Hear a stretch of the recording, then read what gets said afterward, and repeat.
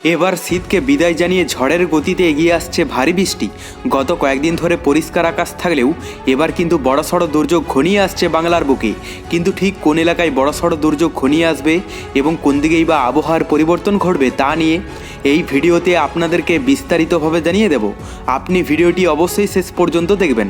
ভিডিওটি ভালো লাগলে একটি লাইক করবেন, আর এইরকমই লেটেস্ট ও হেল্পফুল ভিডিওগুলি সবার প্রথম দেখার জন্য আমাদের চ্যানেলটিকে সাবস্ক্রাইব করে পাশের বেল আইকনটি বাজিয়ে দেবেন।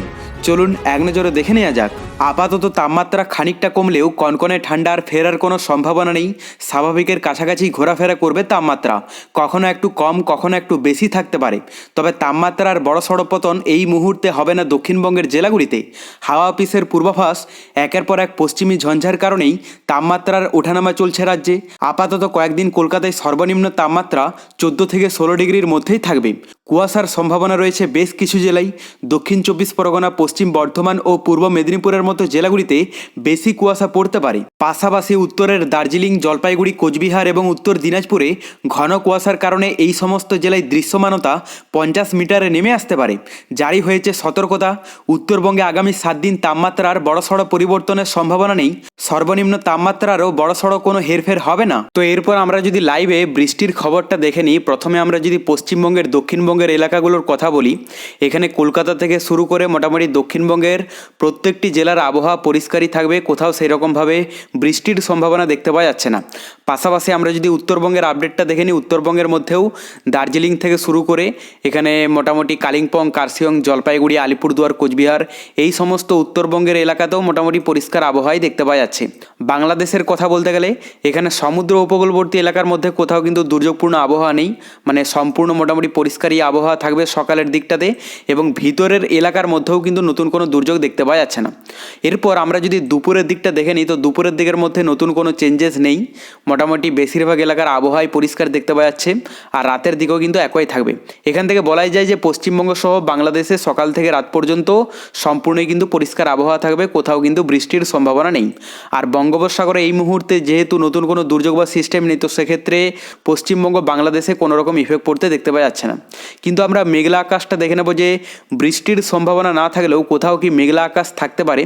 এখানে আমরা যদি মেঘলা আকাশটা দেখে নিই, তো এখানে আমরা যা দেখতে পাচ্ছি তাতে দক্ষিণবঙ্গের মধ্যে প্রায় প্রতিটি জেলাতেই মেঘের স্পট পড়তে দেখতে পাওয়া যাচ্ছে। যদিও এর থেকে বৃষ্টির সম্ভাবনা নেই বললেই চলে, তবে হালকা মেঘলা আকাশ থাকবে কলকাতা থেকে শুরু করে দক্ষিণবঙ্গের প্রায় প্রতিটি জেলাতেই। আর উত্তরবঙ্গের মধ্যেও কিন্তু মোটামুটি দার্জিলিং, কালিম্পং, কার্শিয়ংয়ে এগুলোতে একটু বেশি প্রভাব থাকবে। বাদবাকি জলপাইগুড়ি, আলিপুরদুয়ার, কোচবিহারেও কিন্তু ইফেক্ট পড়তে দেখতে পাওয়া যাচ্ছে। বাংলাদেশের মধ্যে সমুদ্র উপকূলবর্তী এলাকাগুলো কাভার থাকবে মেঘলা আকাশের, তবে চট্টগ্রামে পরিষ্কার আকাশ দেখতে পাওয়া যাচ্ছে। বাদবাকি এখানে বরিশাল, বরগুনা, খুলনা, এদিকে কক্সবাজার, টেকনাফ এই সমস্ত এলাকাগুলো কিন্তু মেঘলা আকাশে ঢাকা থাকবে। আর ভিতরের এলাকার মধ্যে মোটামুটি সমস্ত এলাকার আবহাওয়ায় কিন্তু মেঘলা আকাশ দেখতে পাওয়া যাচ্ছে। সেরকমভাবে ভিতরের এলাকার মধ্যে কোথাও কিন্তু পরিষ্কার আকাশ দেখতে পাওয়া যাচ্ছে না। এখানে রংপুর, পঞ্চগড়, ঠাকুরগাঁও এই সমস্ত এলাকাগুলোর থেকে শুরু করে এদিকে ঢাকা, কুমিল্লা, কামালপুর, সিলেট, মোটামুটি সমস্ত বাংলাদেশের এলাকার আবহাওয়া মেঘলা থাকবে। আমরা দুপুরের দিকটা যদি দেখে নিই, তো দুপুরের দিকের মধ্যে সেরকম একটা চেঞ্জেস নেই, মানে বিক্ষিপ্ত এলাকা জুড়ে মেঘলা আকাশ থাকতে পারে দুপুরের দিকে। বিশেষ করে দক্ষিণবঙ্গের যদি এলাকার কথা বলা যায়, খড়গপুরে অনেকটা অংশেই কমে যাবে, এবং বাদবাকি কিছু কিছু এলাকা আছে যেগুলোতে পরিষ্কার আবহাওয়া হয়ে যাবে, যেমন পুরুলিয়া, এদিকে আসানসোল, ধানবাদ।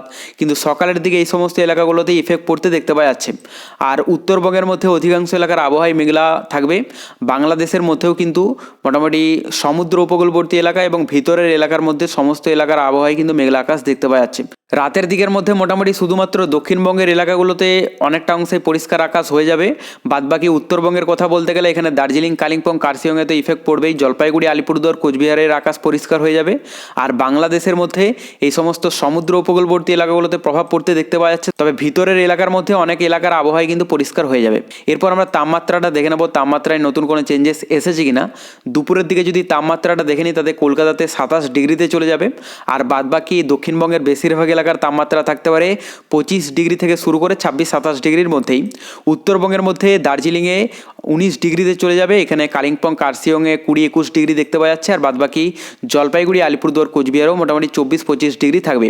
এদিকে বাংলাদেশের মধ্যে সমুদ্র উপকূলবর্তী এলাকাগুলোতে যা দেখতে পাওয়া যাচ্ছে তাতে মোটামুটি 24 ডিগ্রি, 26 ডিগ্রি, 28 ডিগ্রি, এবং ভিতরের এলাকার মধ্যে অধিকাংশ এলাকার তাপমাত্রায় থাকতে পারে 26, 27, 28 ডিগ্রির মধ্যে। তবে সবথেকে বেশি থাকবে ঢাকাতে 28 ডিগ্রি, আর রংপুরে সবথেকে কম থাকবে 25 ডিগ্রি। এবং রাতের দিকটা আমরা যদি দেখে নিই তাতে কলকাতাতে 21 ডিগ্রিতে চলে যাবে, এবং এদিকে খড়গপুর, চাকুলি এগুলোতে 18 ডিগ্রির মধ্যে দেখতে পাওয়া যাচ্ছে। পুরুলিয়া, বাঁকুড়া এগুলোতেও কিন্তু 18 ডিগ্রি থাকবে। তো মোটামুটি দেখা যাচ্ছে 18-19 ডিগ্রির মধ্যে থাকবে বেশিরভাগ এলাকার তাপমাত্রা রাতের দিকটাতে। আর এদিকে উত্তরবঙ্গের মধ্যে দার্জিলিংয়ে 9 ডিগ্রিতে চলে যাবে, কালিম্পং কার্শিয়ংয়ে 11 থেকে 13 ডিগ্রি থাকবে, জলপাইগুড়ি আলিপুরদুয়ার কোচবিহারও মোটামুটি 16 ডিগ্রির মধ্যে দেখতে পাওয়া যাচ্ছে।